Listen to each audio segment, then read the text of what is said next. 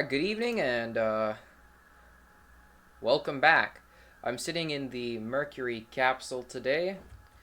Um, we're in the Mercury Atlas configuration. Cold and dark, as you can see, everything is switched off, and it's very dark outside. Sun is just coming up. Today we'll be going over the basics of how to get into orbit, as well as a couple things that a lot of people seem to ask. So we'll be covering a broad range of topics, and hopefully I'll get this out soon. But there's a lot to cover in this one, as it'll be our first time in space.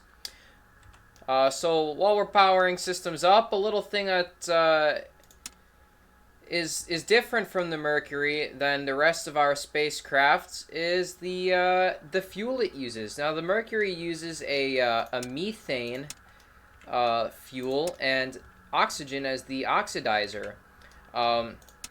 This is less efficient than a hydrolox engine, and of course methane doesn't burn 100% clean. It burns a decent chunk clean. I'd wager about 98%. And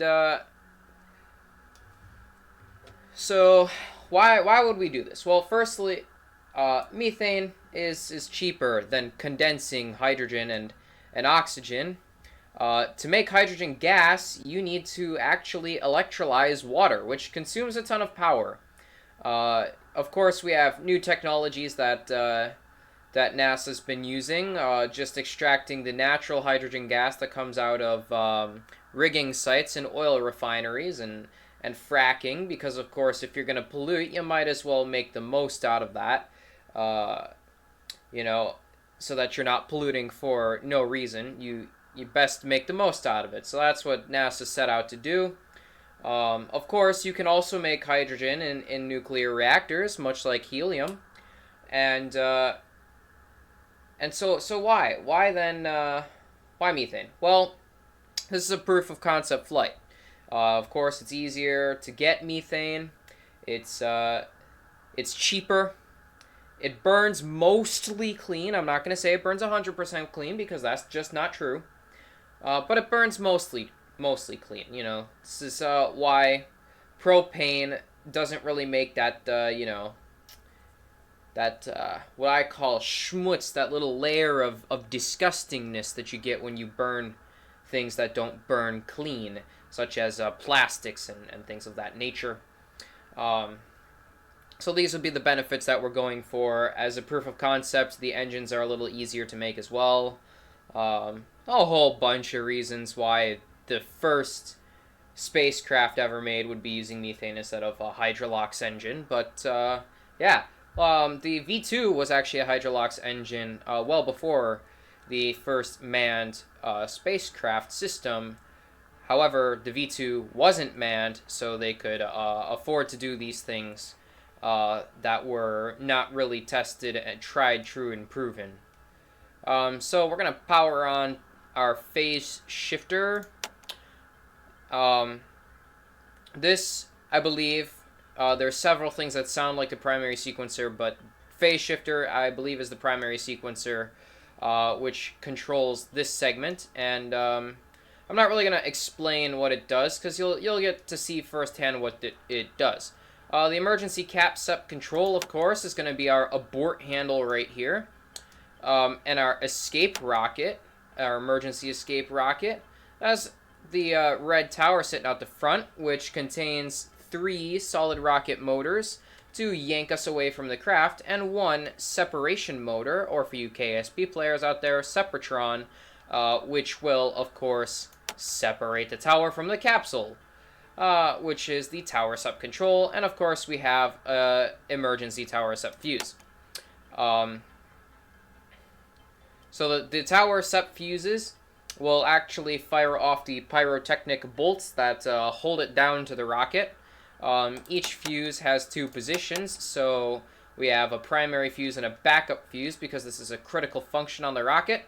So in total we have 4 fuses for tower separation, and the tower jet is going to be what fires off that separation motor. Emergency posigrade. So posigrade is going to be what stages that the rocket from the Atlas.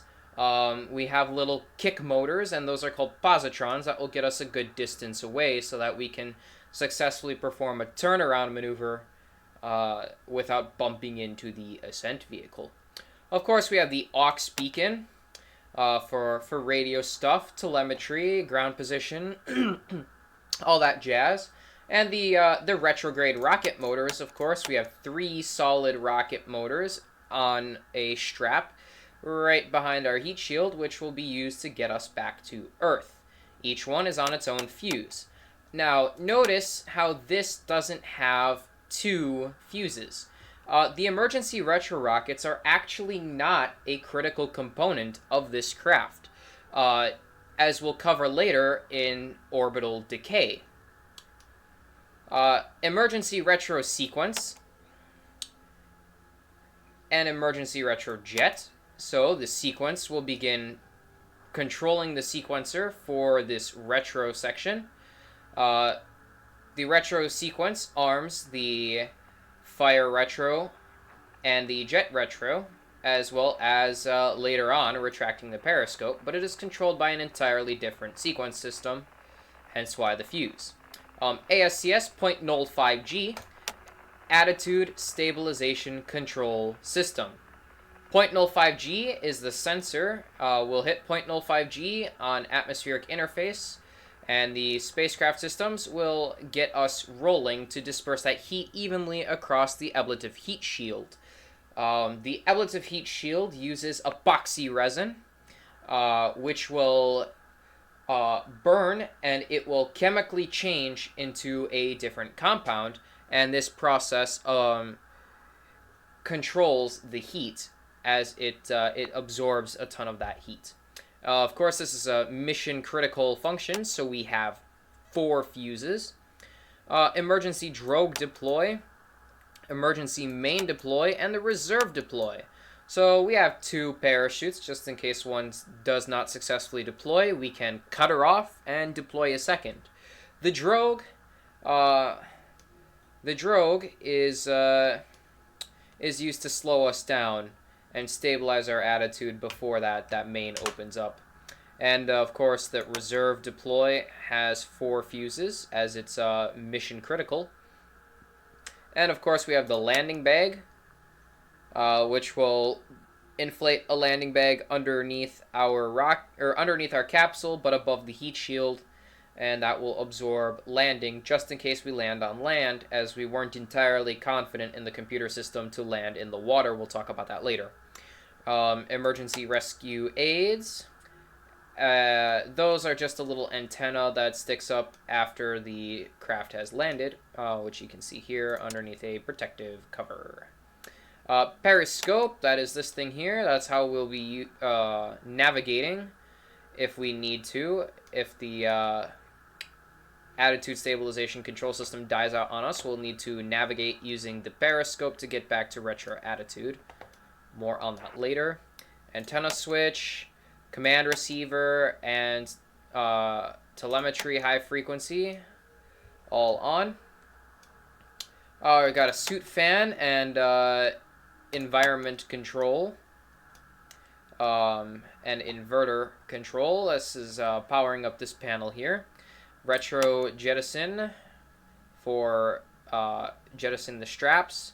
Retro man. This is a manual. This arms the manual fire retro button underneath the cover.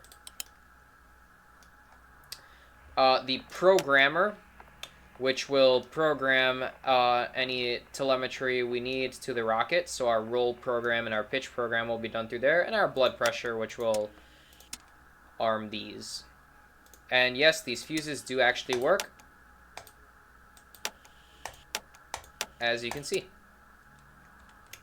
Next up, because I don't remember what's next, we'll pull up our checklist. Main batteries in, switches, yep. So attitude stabilization control system to normal, rate stabilization control to auto, and gyros are on normal. All our fuel handles are in. Looks good. Retro delay set to instant. So the retro delay, when the fire retro command is received, we'll get this beep, beep, beep over here. It's held by a 20-second delay. Switching this to instant will remove that delay and fire the retro as soon as the fire retro command is received. Of course, the manual override is programmed to instantaneously fire the retro rockets. Photo lights are on. Of course, cabin lights I've already turned on. Telemetry low frequency is on. Rescue aids are on auto. Launch control is off. Jet tower ring is in. SEP cap ring is in. Retro attitude auto. Guards are installed. Good, good, good, good, good. Rate of descent, good. Altimeter, good. Satellite, good. Satellite clock. This is we have no computer in this capsule. Everything is controlled by a timing circuit here on the satellite clock. Attitude and rate indicators are good. Time zero cover remove. Pressure's good. Temp's good. Suit environment's good. Oxygen's good. Suit fan is good. Cabin fan is good now. DC volts to main. Good. Ammeter is off. ASCS AC bus is on normal. This powers up the attitude stabilization control system. Ammeter is just for the ammeter. It measures the amps.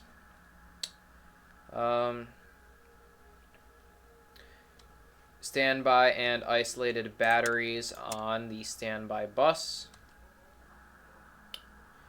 Inlet valve power switch is normal. Audio switch is normal. The emergency will consume less power. AC voltimeter on fans reads 115. That's good. Vox is off. Vox stands for voice operated transmission. So when you talk, your voice is picked up. You don't have to press a button. That's all that means. Transmit is off. Beacon is on ground command. UHF DF is normal. UHF goes to high power. We're bright on the annunciators and all annunciator tones are on. And emergency O2 is in. And let's get our air conditioning rolling. Our air conditioning works by simply just evaporating and venting. And we'll set the maneuver system to on and let our gyros spin up.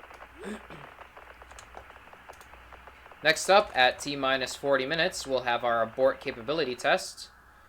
So Mercury capsule has a new dynamic skybox that's recalculated once every 10 seconds, but not recalculated as time is accelerating. So if you see the skybox jump ahead like that, that is why that happens. It would take way too much processing power to actually make that skybox move through the entire flight, as it's calculated based on geographical location, weather, all these sorts of things that they had on the specific day of the launch.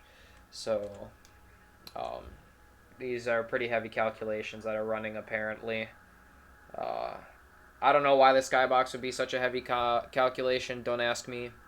But apparently it is, and I'll take his word for it. So we'll get our ammeter switched to normal. Our capsule squib batteries, or squib system is armed. Squibs are little explosive bolts that are responsible for staging the rocket. And we'll DC select on ISO. You notice that we have no amps yet because we're still on umbilical power. We're on isolated battery. Yeah, you can see we're still on umbilical power. So no amps from these batteries. And we're going to request the abort capability test. So let's get that started now. Rise in our amperage rate. Abort light on. Abort light off. Amperage rate falls. And the reason the amps go up is because the computer's draining the amps to basically put on that well, not really draining the amps. So the amps have to go up to account for the usage of the abort light plus the detonating bolts, aka squibs. So we're just testing to make sure that our isolated battery is working. And that's all that means. We'll now run the abbreviated interior inspection at T-minus 20.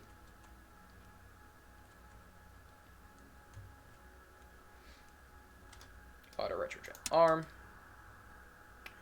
Good, good, good, good. Pressure regulator for water sealing, keeping the cabin pressure up. Good, good, good, good, good, good, good, good, good. Main. Good, good, good, good, good, good. Boxes off. Norm, high power, transmit off, beacon to continuous. Alright, so far so good.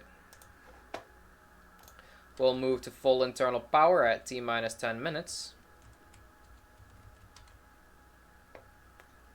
So, once we're ready for internal power, we'll radio to launch control, not mission control in Houston, launch control. And we'll get us switched over to internal power. You can see that we are now having amps on our bus. And to prevent drainage, we will disable the isolator and standby batteries. We'll begin our final checks at T-minus 5 minutes. Launch control, we're ready. Temps are good. We'll be transmitting on ultra high frequency.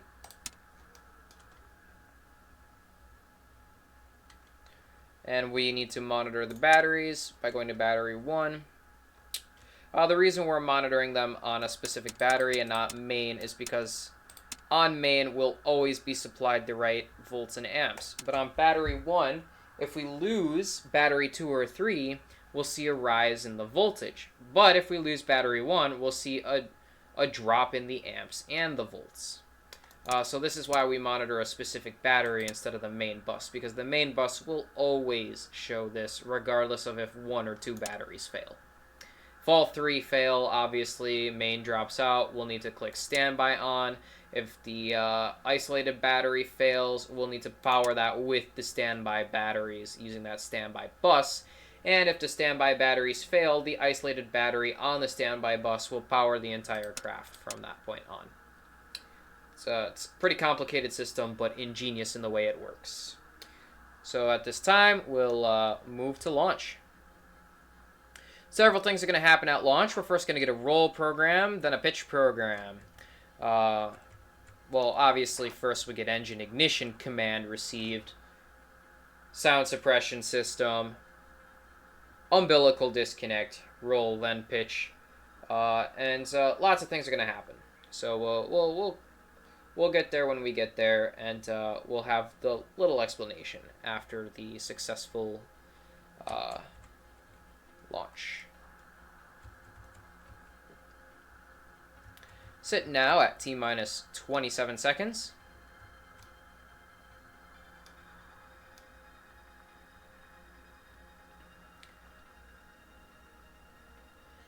T-minus 15 seconds. 9, 8, 7, 6, 5, 4, Ignition command. Full thrust and umbilical disconnect. Roger, the clock is operating. We're underway. Verify clock start. Roger, we're programming and roll. Yeah, Okay. we're programming and roll. A little bumpy along about here. Roger. Stand by for 20 seconds. Roger.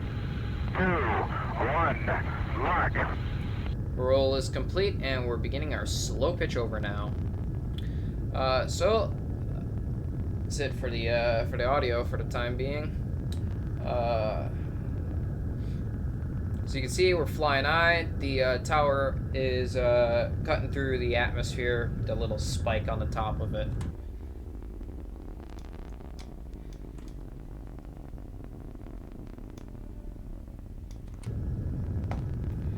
Oh, so pretty soon we'll be hitting max Q. This stands for maximum dynamic pressure.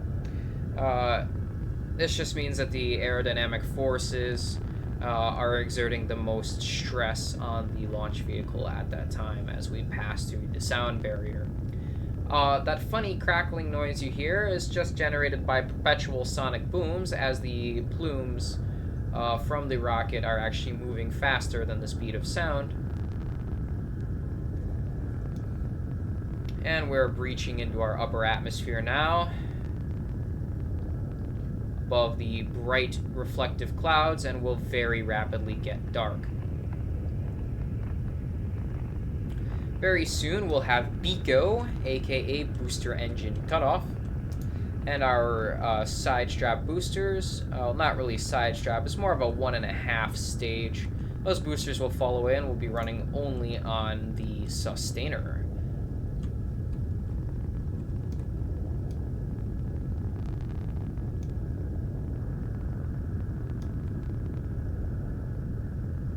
As you can see, we're pulling a little more than 3 Gs at the moment. Pulling almost 5. Bingo. And we've got BECO. Yeah, So our Roger. pack's falling away.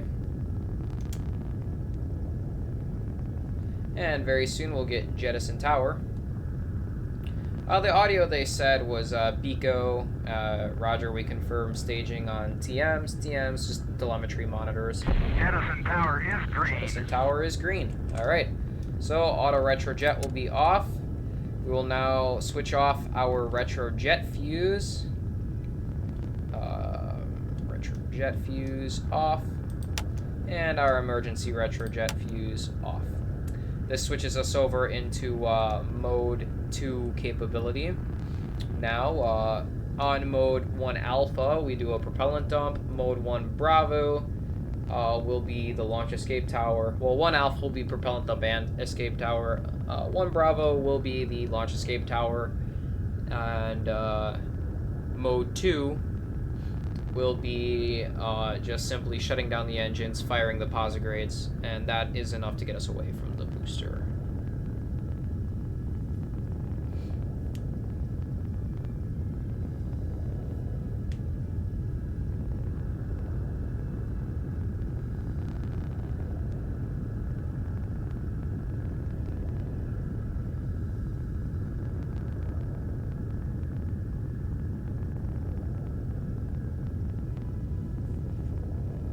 Great, so we're going sideways now.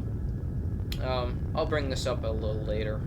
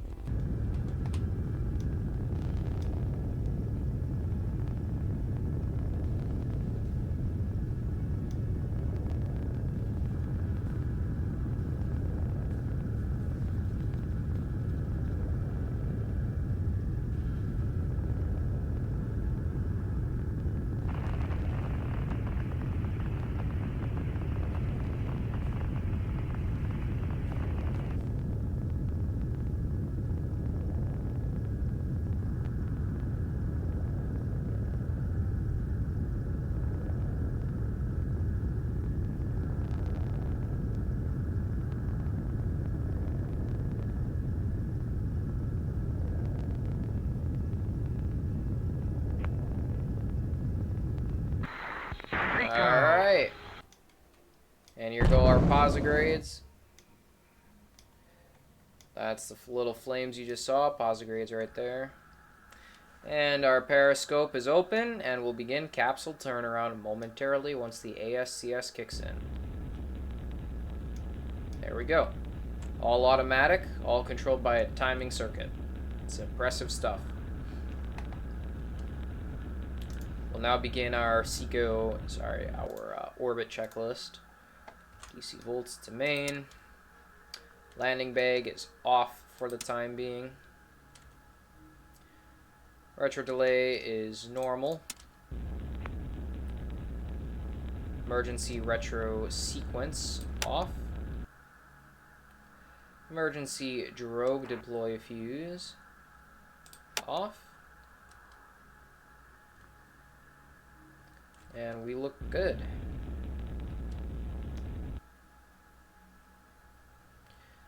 Welcome to space.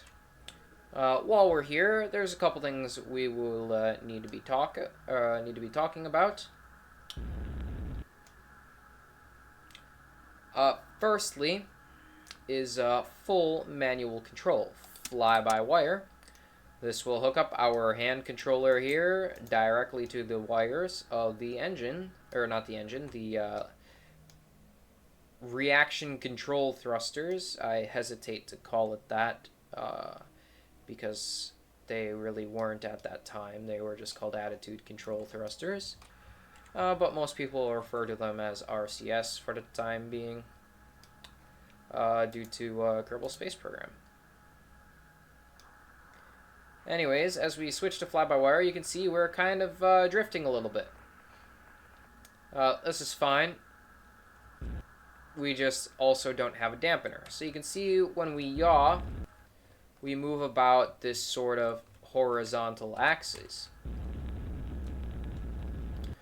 Horizontal, of course, relative to the spacecraft and not the Earth. Ignore the fact that the Earth is there because, of course, we can roll. Rolling about the central axis of the spaceship. Which, of course, now if we do this and we yaw, we're still moving in a horizontal axis. But relative to the Earth, we're actually moving in the vertical axis. So we're pitching relative to the Earth. And this is why you need to kind of take Newtonian physics and really throw it out the window once you get into space. A lot of things have to use relativity and these inertial observer reference points because of this fact. Space has no direction. Of course, pitching will move up and down on the vertical axis.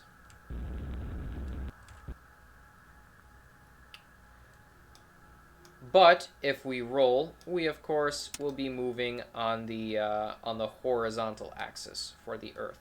Switching over now to aux on, this is our dampener system, and to rate command, we are now able to control the craft using the manual fuel. When we hold, we move, and when we let go, we dampen the rate. We can set it fully back to auto to bring it all the way in. Setting it to rate command, of course, after 5 revolutions per minute, we will stop firing the thruster, so we'll have a constant pitch as long as you hold down the button. Whereas fly-by-wire, you can pulse the engine and you'll keep moving. As soon as you let go, it will start to dampen the rates, and this is what rate command means. It keeps your rates under control so you don't go crazy in 3 directions, because that is very hard to control. More on the 3-directional mobility trainer in the future. Full rate dampening. There we go. So now, let's say you wanted complete manual control. You can keep it like this. Pull the manual handle and pull pitch. Actually, this would be roll. So now, notice, the rates aren't coming back in despite our settings, even if we set it to auto and try to fully dampen. This, of course, means that the thruster will continuously fire and will continuously build up our right roll that we're in. Slowing down, of course, to preserve fuel. We can put that back in, and we'll slow down back to 0.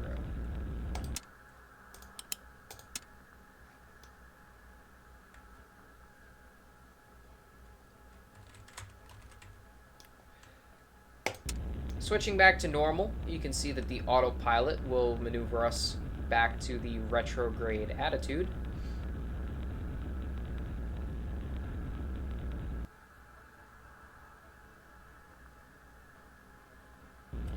it tends to overshoot and not be accurate the first pass. That's okay. It generally fixes itself slowly over time and will be very, very accurate by the time we fire the retro rockets.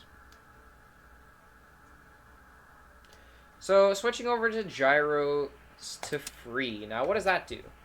That releases the rigid the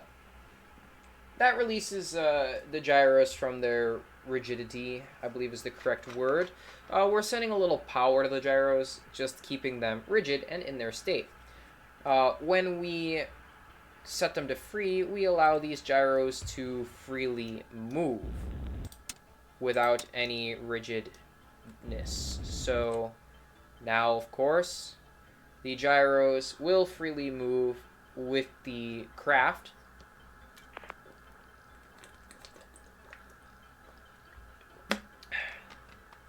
consuming less power and maintaining pretty accurate conditions. And you notice before that when we had the gyros to normal, when we rolled, these sort of pitch and yaw also changed in response.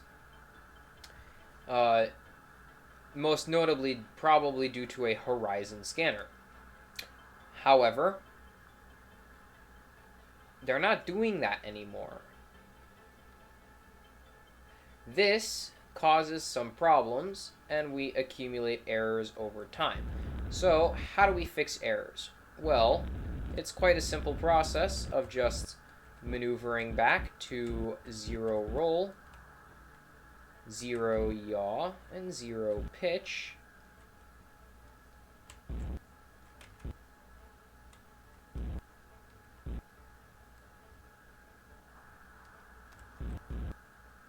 And once that is done, flipping the gyros to cage, they'll switch all the way back to normal. This will be our new normal position, and flipping them back to normal. And there we go. We set the roll, pitch, and yaw 0 position, and that will be our new autopilot path toward the retrograde attitude. We have just basically redefined retrograde. It's a very clever system.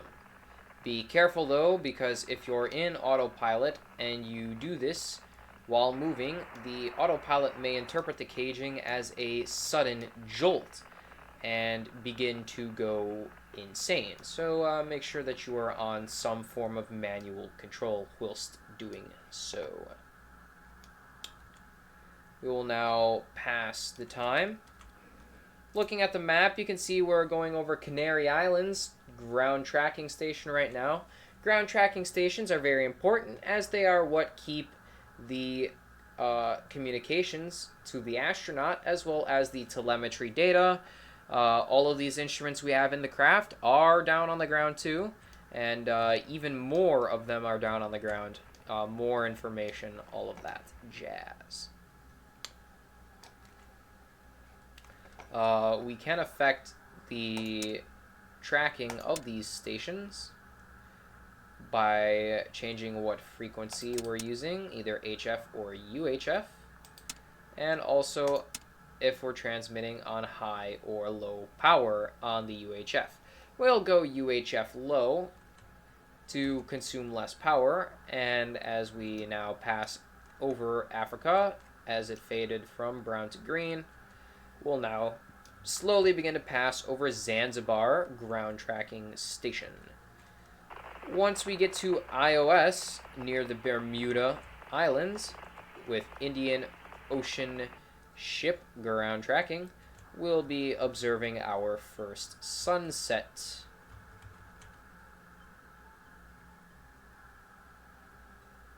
And dark.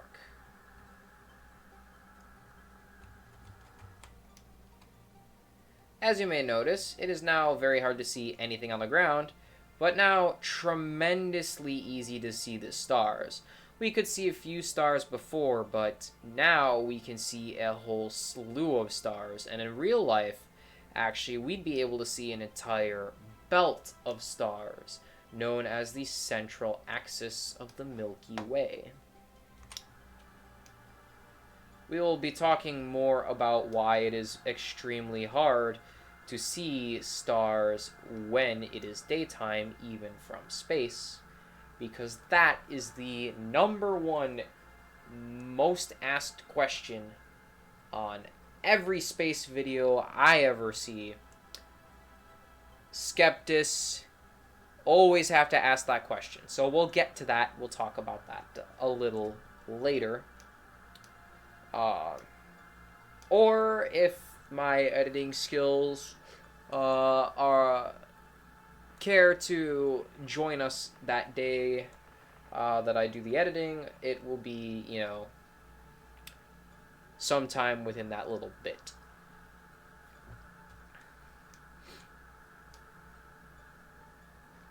So we'll, one thing I forgot to talk about, sun glare shields, so that we don't blind ourselves and make it hard to see the control panel. We also have a shadow maker, so we don't get the glare blinding us from our attitude system. And you can see that we can't pull it any further back because that covers up valuable information. They took a lot of these things into consideration. Anyways, at nighttime, we have red light filters, which make it a little easier on the eyes. Of course, on a flat two-dimensional screen, this effect doesn't really come through as much, but in VR and all that jazz, it does come through a lot easier. And actually, I believe right now we're getting a very beautiful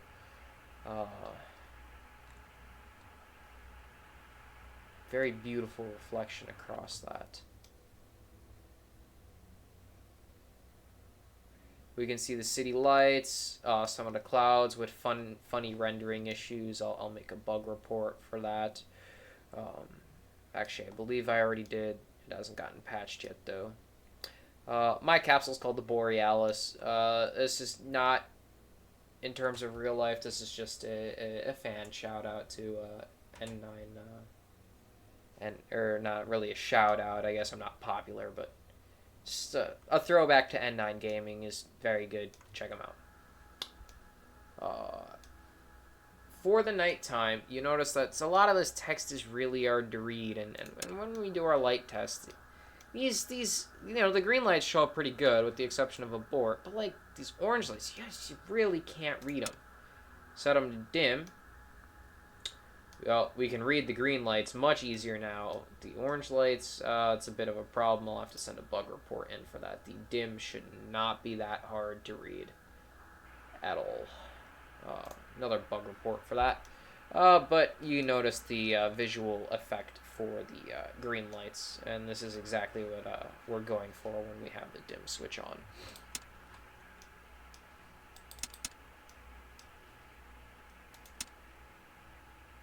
Yeah, I'll have to send something in for the orange lights. That's not right.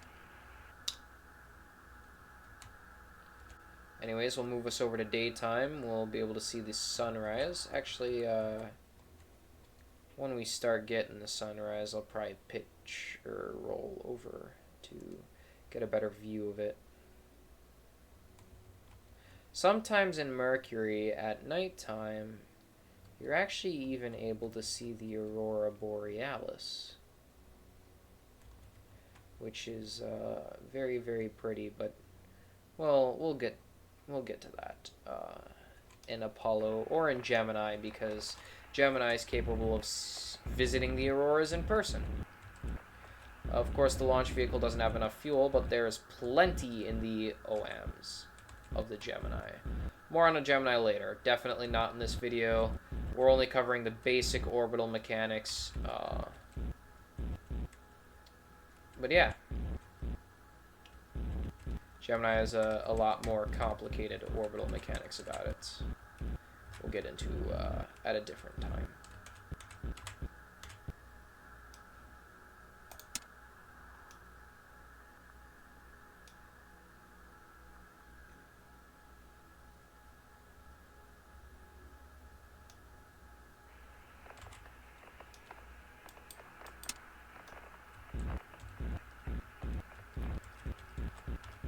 So, yeah.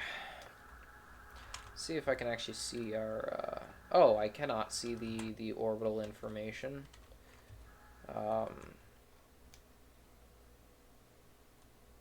This will likely be more apparent in the analysis at the end of the flight.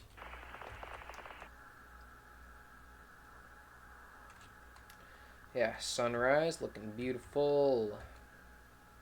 Exceptionally beautiful in the periscope as well. I really like the periscope. I think it gives the highest fidelity views of the Earth in the Mercury capsule. Yeah, as you can see, now that it's daytime, it's a little harder to see the stars. In real life, as a matter of fact, you wouldn't be able to see really any stars, except maybe the ones that are close to the horizon, as star occlusive navigation and their sorts of yeah. We'll talk about star occlusive navigation during the Apollo missions. So I'll shut up about that now. But just the basics today. Just what's in Mercury.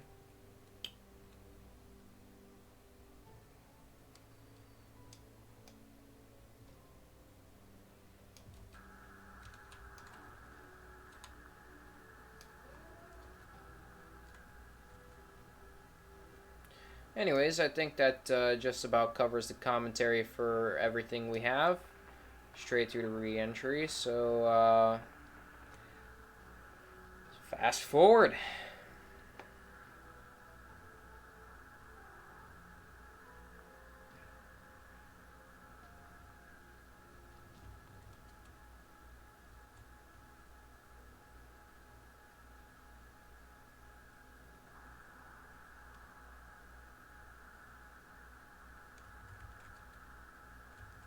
We're now at 30 minutes prior to retro.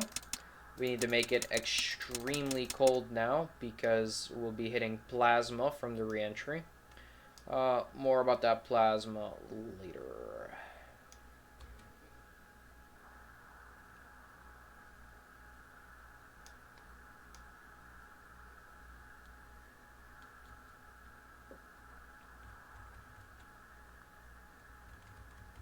We're now 5 minutes to retro. So we'll get ourselves pointed over in that retrograde direction. Get our retro sequence armed.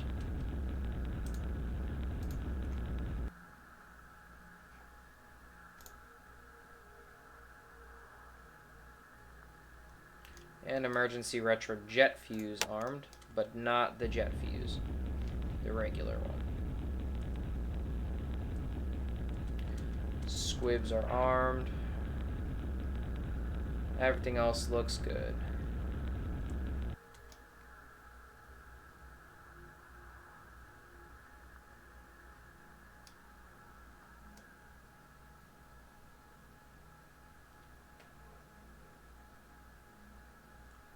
Great.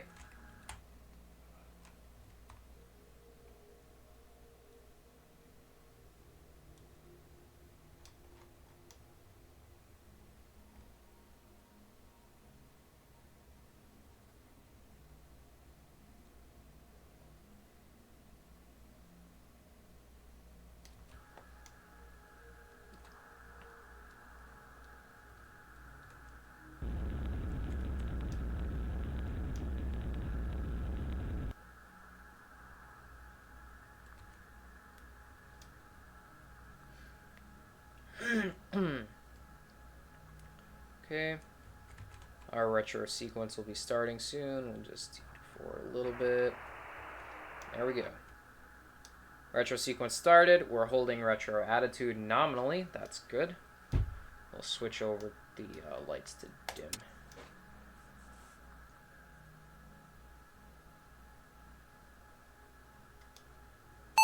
Retro warn.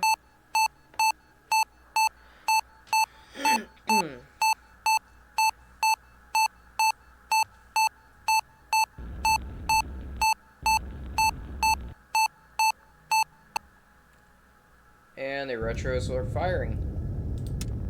Good stuff.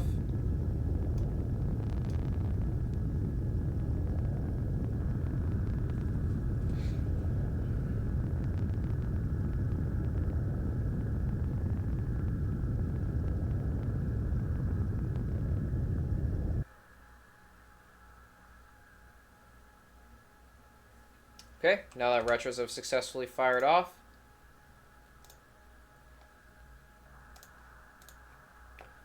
auto retrojet armed, normal retrojet fuse on.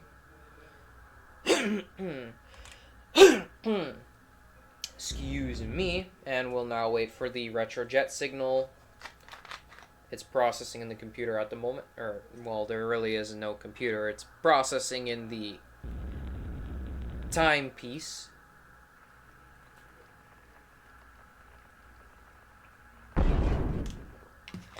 There we go. With that done, we very quickly switch to reentry attitude and give a recycle of our ASCS and RSCS modes.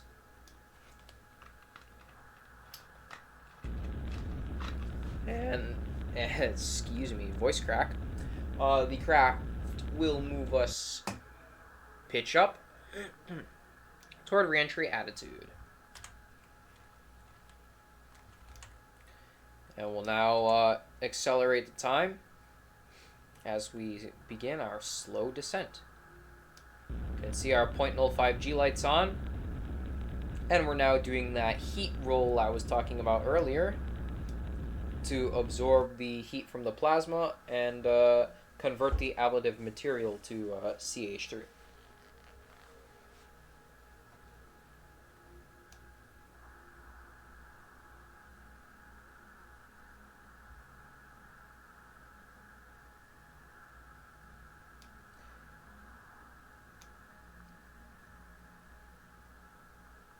Rate of descent's climbing. We're moving at about 80 feet per second.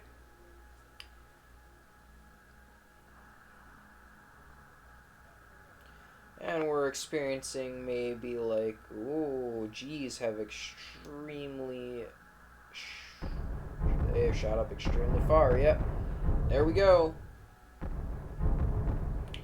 Now, the front of the craft has a flap, which theoretically prevents it from tumbling end over end. Of course, we don't really know how actually effective that was, but presumably it did offset us and allow the Mercury capsule to somewhat control its descent down. But for the most part, this was ballistic reentry. And we'll be hitting about a maximum of 11.5 Gs if all goes well. We shouldn't hit anything over 12.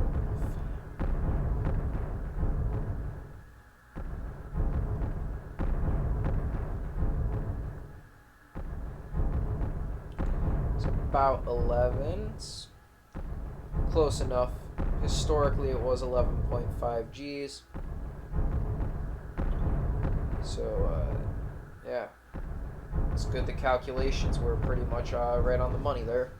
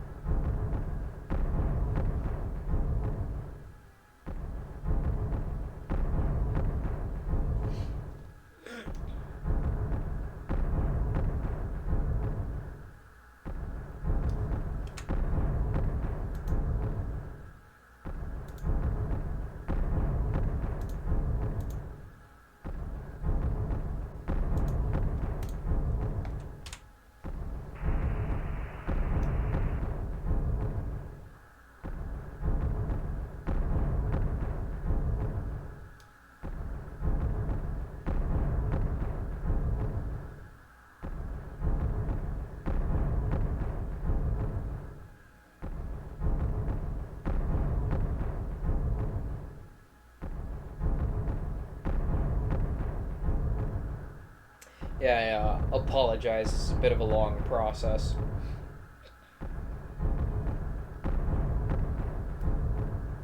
As you can imagine.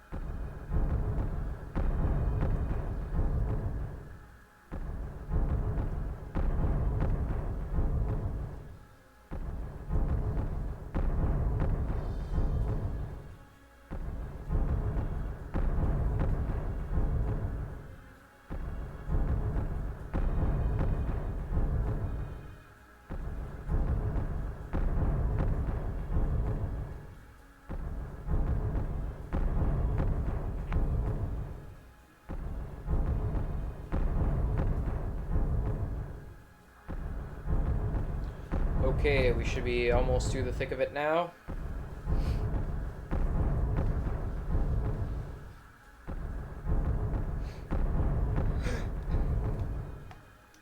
Here we go. Low atmosphere. Rather, lower atmosphere, not low atmosphere. And we're picked up on altimeter, so we'll arm our emergency drogue. And we've breached the atmosphere.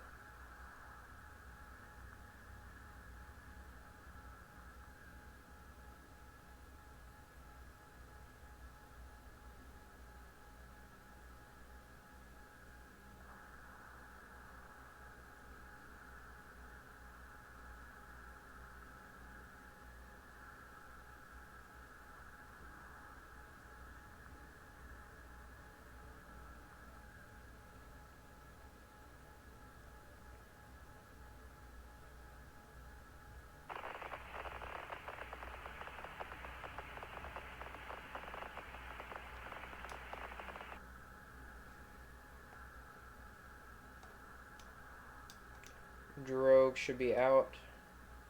There we go. Snorkel. So that we can take in oxygen from the outside.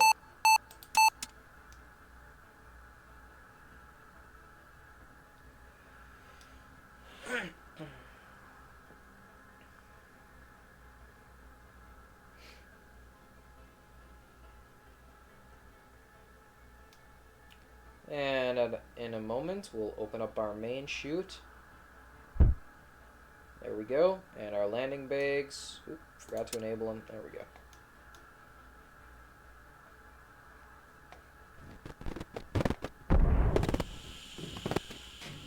Okay.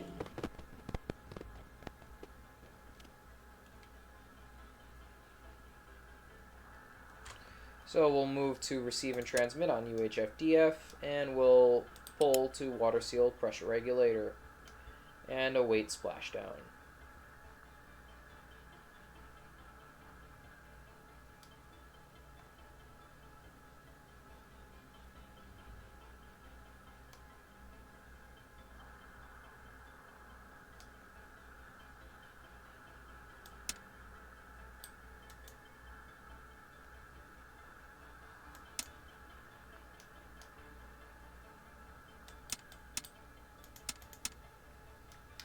Dynamic switch covers, that's cool.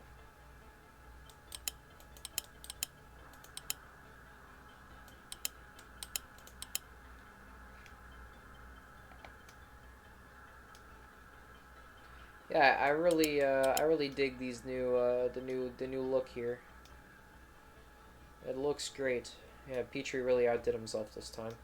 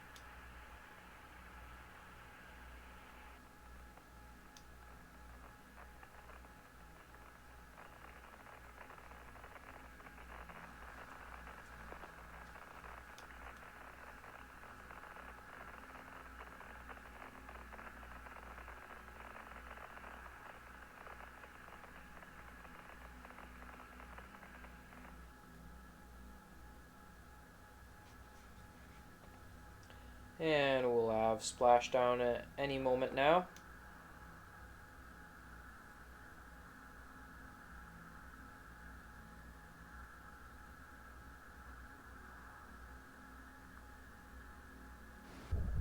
And that's great.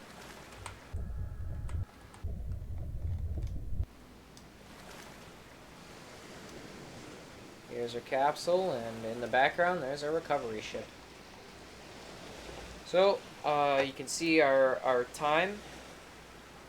We had an initial orbital insertion of 127.1 nautical miles apoapsis by 80.1 nautical miles periapsis with a 32.52 degree inclination. I'll cover what that means. Manual fuel left 60%, autopilot fuel left 58%, O2 tank 1 7%, O2 tank 2 100%. Max velocity, look at this. 25,738 feet per second. That's pretty fast. Our max altitude, of course, was 127. Small difference between the insertion and the max altitude. Most likely a rounding thing. Here's our ascent altitude over time and our fuel usage. So you'll notice that our max altitude's 127. That is, of course, because that's our apogee. But what was also happening, and I really wish they had a thing that showed you your apogee over time. But what's actually happening in the background is a little bit of orbital decay, and I'll talk to that about that. But yeah, here's our statistics over time, running through the whole curve. If you're really interested, you can slow her down to like 0.5 speed or whatever, and go through and really look at how fast this thing really ascends.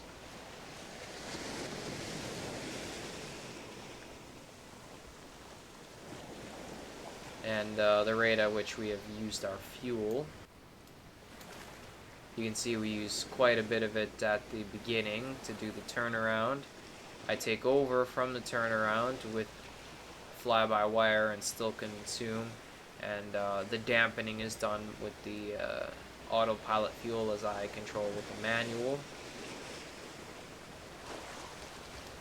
And then I take more control over manual, and then of course the ending over here is done with the autopilot, and we end up at about roughly the same. It's good stuff.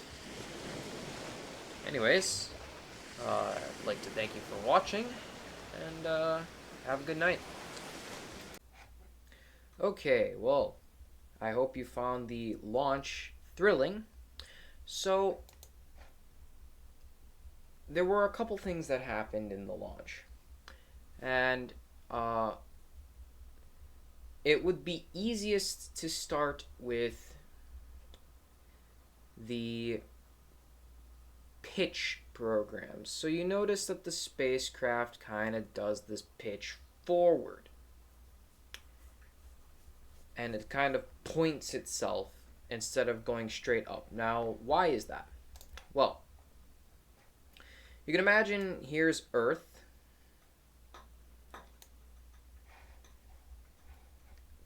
and so we're coming along, we're trucking along, we're ascending, and say we don't have a pitch program, we're ascending, here, I'll get a different color. We're ascending,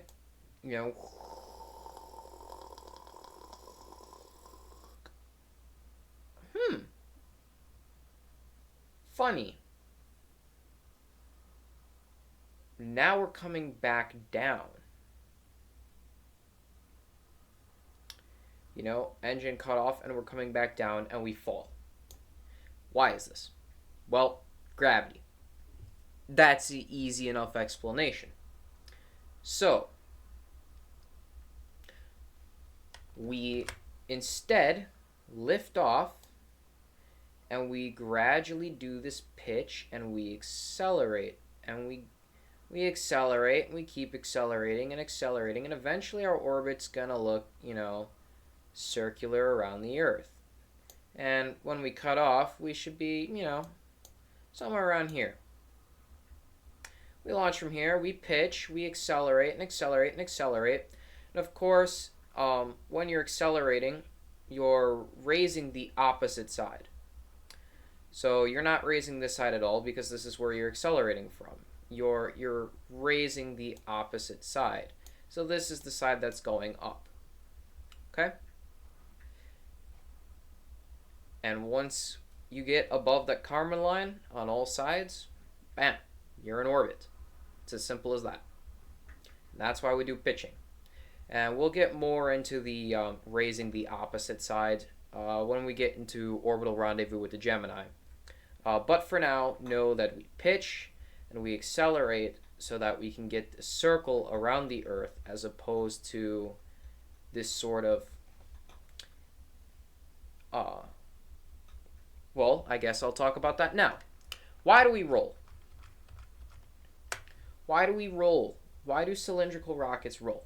Well, cylindrical rockets roll because the engines are like game directional pads on controllers.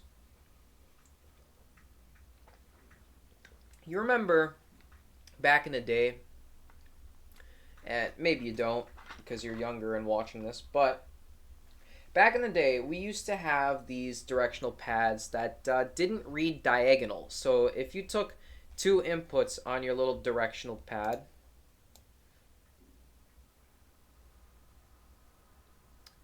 you know, we got this directional pad, and we just couldn't, you know, if you press this one and this one, you know, what you would expect is you go like this. Well, back then, games weren't like that. When you pushed this one or this one, whichever one you pushed first was the direction it would go. We just didn't have the computers that were capable of doing this. And so the rocket engine just kind of gimbals up, down, left, right, but not really diagonally, because that would lead to rapid up, center, right, center, up, center, right, center, up, center, right, center, up, center, right, center. And this sort of gimbling up, down, left, right, you know, all over the place gimbling, you're diverting a lot of that thrust into the motion of pitching and yawing. And so you might not make it to orbit because of the losses. And so what we do is we do something called a roll program. And this roll is intended to get the craft pointed in such a direction that it only needs to pitch the engines, and that will reduce the losses incurred. So say at the center of the Earth, this is us about to lift off. Well, how do we know which direction to go? Right? We don't have anything in orbit yet, so there's not really anything to tell us, you know, which way to go. Well, back in the time of Mercury, these crafts couldn't really insert themselves into many different orbits. You know, we've got the equatorial orbit, the polar orbit, and everything in between. We just didn't have the delta V back then.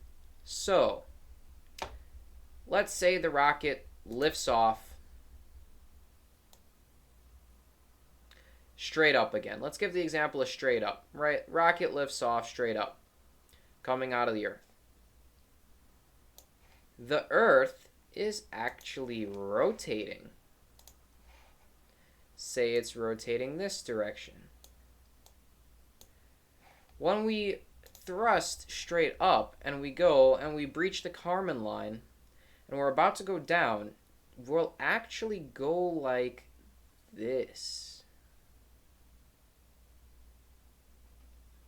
So we get instead this sort of curve.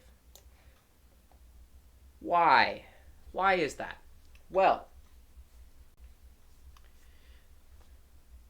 the craft is filled with air, and the craft itself has weight. Now, in school they teach you that gravity just kind of points down like this from all directions of the Earth. It's a lot more nuanced than this because gravity is also affecting the atmosphere and really everything around it. And that atmosphere is pulling that spacecraft as well.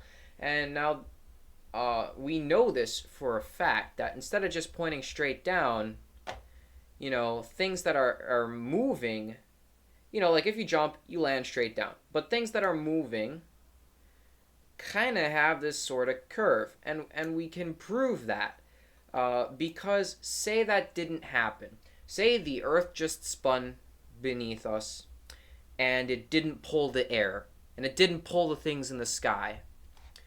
Well,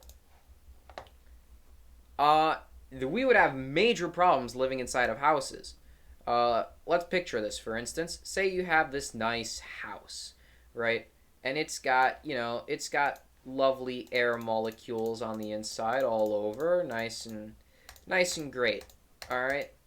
This is what the gravity does. All right? It pulls the atmosphere with it. Let's say it didn't do that. Right? Let's say gravity doesn't pull the atmosphere. The atmosphere doesn't move at all. But the house is connected to the Earth. So instead, you're going to get an accumulation of molecules, super high pressure over on one side,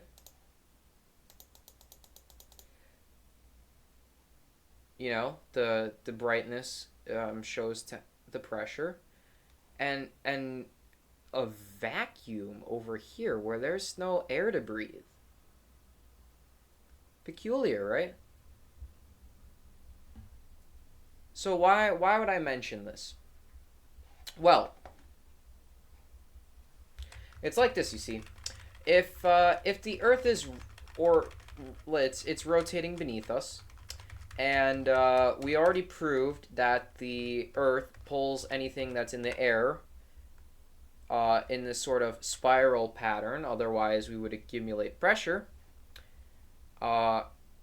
We actually do this roll to align to our orbital inclination. So I guess we would pick the inclinations that were, within the capability of our launch vehicle, right? Well, this wasn't so much a concern in the times of Gemini and rendezvousing. You could do less efficient inclinations, albeit nothing really past polar or even polar itself. But we could get close. But that's not the case with Mercury. So say this is us. We do our roll program to align to what's called an azimuth. And Florida is about on the equator of the Earth, and the Earth is sort of rotating. Well, we can use this rotating gravitational field that's, moving, rotating, and slightly arching downward to actually propel us. So we can get into orbit much more efficiently, and as a matter of fact, we can draw this sort of efficiency band where, things following the equator tend to be really efficient. Anything sort of here tends to be less efficient. Anything, that's sort of here tends to be not that efficient. Anything kind of here tends to be really inefficient. And then anything here tends to be very inefficient, and then you get this sort of bands where it becomes extremely difficult. So this right here, this slice, this is the optimal region for our azimuth, or our aligned orbital inclination. And most of the time, this is, somewhere between 0 and 30 degrees, where 0 is about the equator. So, bam, we're in orbit. Nice.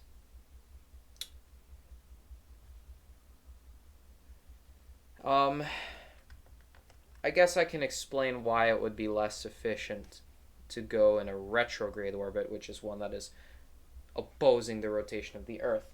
And the explanation for this is, again, that sort of arched gravitational field. Airplanes that are traveling in that direction, they're actually moving east. Believe it or not, they're moving east. They're just moving east slower than everything else, which is why they appear to be traveling west to relative ground speed. Remember, this is all about references, points of reference. On Earth, it's so easy to look at the picture and go, oh, I chucked a ball up and it falls straight down. Oh, simple line. But that's not true at all. You know, to something that's outside the Earth, as an inertial observer, that it itself isn't a point of reference in the system. It's just observing it. The ball actually arched. It moved laterally, and that's why airplanes, when they go against the rotation of the Earth, they just travel east.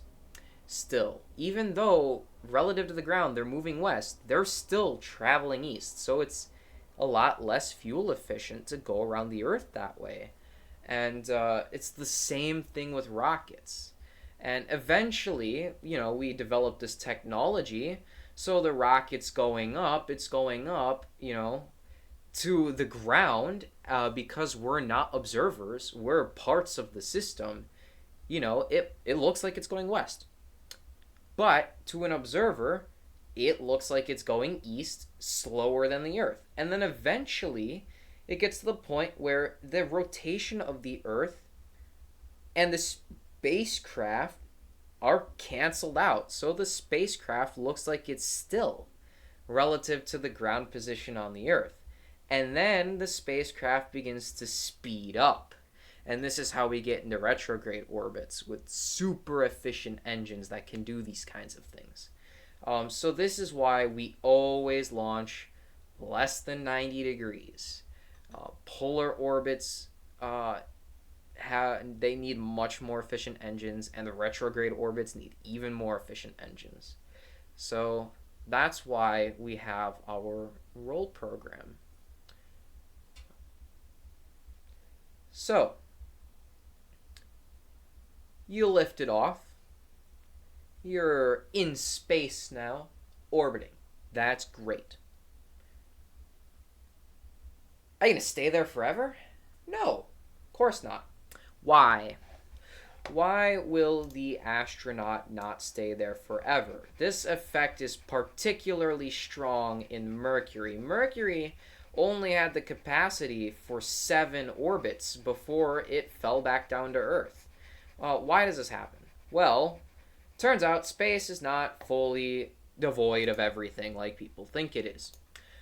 We agree that the Kármán line around the Earth is, this is the line where the flames start to do their thing. Now, this line around the Earth is, it's about 100 kilometers, right? 100 kilometers above the Earth, and we get, not 100 kilometers, jeez, 100,000 kilometers above the Earth. And we get this sort of Kármán line, this 0.05 G. Well, in actuality, it turns out that the atmosphere can be seen, atmospheric particles can be seen as far as 200 kilometers above the surface of the Earth, well past the Kármán line. Twice as high. Now, isn't that interesting? So, the Mercury just kind of hovered right above this Kármán line. Let's say right here. So we're still encountering these bits of air that are sort of hitting the craft, and this slows it down over time, and it makes us fall, right? Because if this is our Mercury capsule, you know,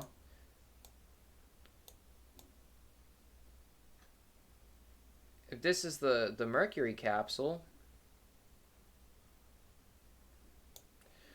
and even if we're pointed sharp and forward, you know, bonk, bonk, bonk, and it just kind of slows us down over time. You know, we run into it, and this is because the orbit is acting on one or more outside forces, such as these particles of air or gravitational anomalies, where, say, um, a solar mass gets ejected, and this causes a ripple through space-time, a small wave, you know, that oscillation or electromagnetic fields could hit the metal of the craft and propel it back towards the earth. Or heck, even the radiation emitted by the sun has particulates, and that slows us down, and all of this jazz. And so even things that are outside of the atmosphere, they'll fall to earth eventually. um, the moon's an exception because it carries a lot of weight and therefore a lot of momentum, and that's an exception. You know, that's going to take a lot longer to fall to earth. I mean, even if it even does, by our knowledge, it looks like it's going further away.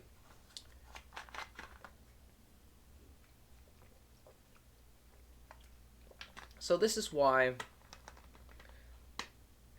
Mercury only had 7 orbits in its repertoire. Even though the life support system could have technically lasted a lot longer.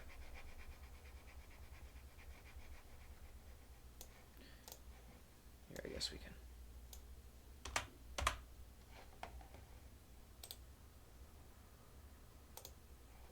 do that.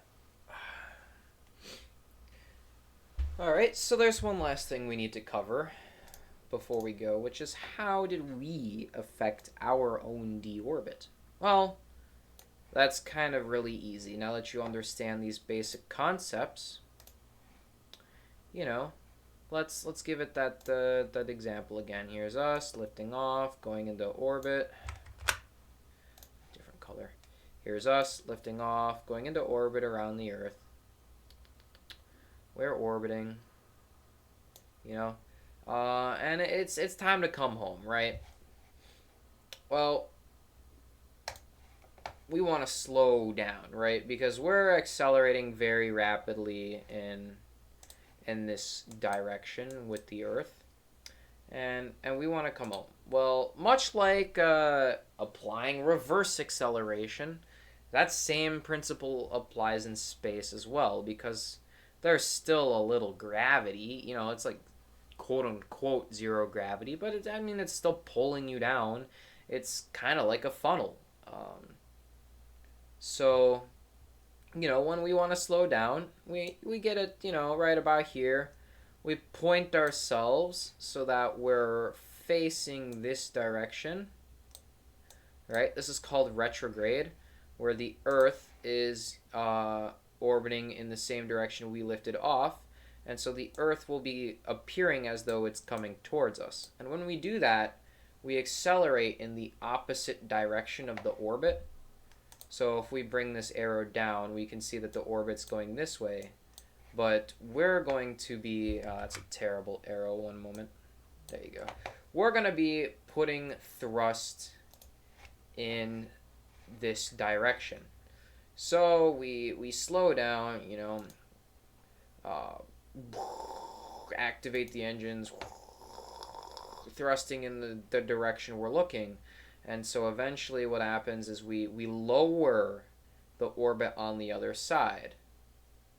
And so we actually get a shape like this. And we can, you know, kind of come down back to where we started. Like this. So we get this. Now if you expanded that, what that would look like is actually like this. And this is why It's just lowering it from the other side. This goes down towards that, becomes that. But of course, we don't project this because it's inside the surface of the Earth. And then we go down and we have our splashdown. Woo! You survived, right? Well, it's more complicated than that, even. Heat. There is a lot of heat as soon as you hit the Kármán line. And well, why is that heat generated? Well, that heat is generated. You can imagine a spacecraft again. Let's draw our spacecraft. You can imagine the Mercury capsule, kind of looking a little bit like this.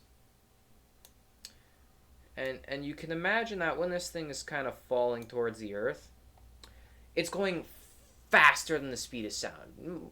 Maybe even more than 7 times faster than the speed of sound.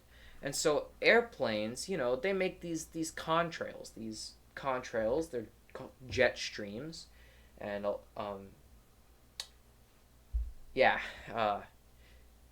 some people seem to think that these are chemtrails, but they're dumb. Don't listen to them. When planes move, they make these sort of cloud-looking things come off of them, and this is because the air is moving out of the way of the plane, and the plane is actually kind of slicing the air. But the craft is moving so fast. It's moving so fast that the air can't even move out of the way. So what you get is this very, very hyper-compressed region of air around the craft, and this sort of compression that's constantly pushing down begins to generate plasma. And this plasma crawls up the side of the heat shield and up and out and forward, and you get a stream of plasma like this. A whole stream of it coming out and up the sides. And this is where the flame comes from. Now, how do you avoid burning up? Well, the answer is simple. You use an ablative heat shield, or ablator. And that's ABAL. AB actually is ABOLATOR. Ablator. And this ablative heat shield is simply just an epoxy resin. It's a bunch of pores, bunch of little holes that just take epoxy resin and they use it almost like a caulking gun, and they just put that in all the pores. And so this plasma, the heat is actually absorbed by the heat shield, believe it or not. And the heat is consumed in a reaction. And this reaction turns the ablator into a different chemical compound. And that's why it looks all charred and stuff. It absorbs and it takes away that heat from the top of the craft. Because if you can absorb the heat and focus it here where it's really hot along here, you can generally start to get it, a little cooler up the side of the craft, creeping up along there until it becomes, colder. And while this isn't cold, it's relatively cold compared to the plasma. And so this is how heat shields work, and this is why the capsules can't tip end over end or they'll burn up. And that's how it is. And that is the basics of getting yourself to orbit. Now, I'm not sure entirely about the mechanics of the launch vehicles in terms of the thrust chambers and all of that, and oh, here's the how you determine the size of the staging to get the thrust weight ratio.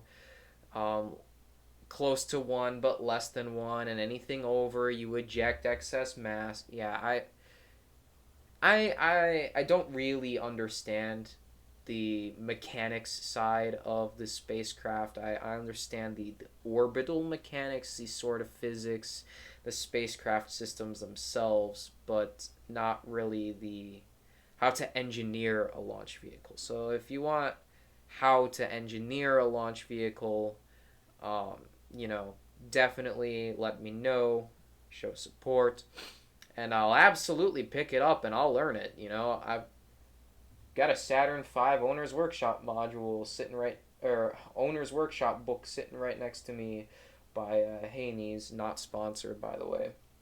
Um, Obviously the channel's new, but yeah, so I can absolutely pick this up and how they went and engineered all of this stuff. But I figured people generally don't ask the engineering questions. They ask the questions about the orbital mechanics and why does it do this, and they try to pull the wool over your eyes and pretend to make it fake. And so I'm just gonna educate about that. And yeah, that's what I'm here for, is education about the parts that people don't really know about. So yeah, with that being said, I think that'll end it off here.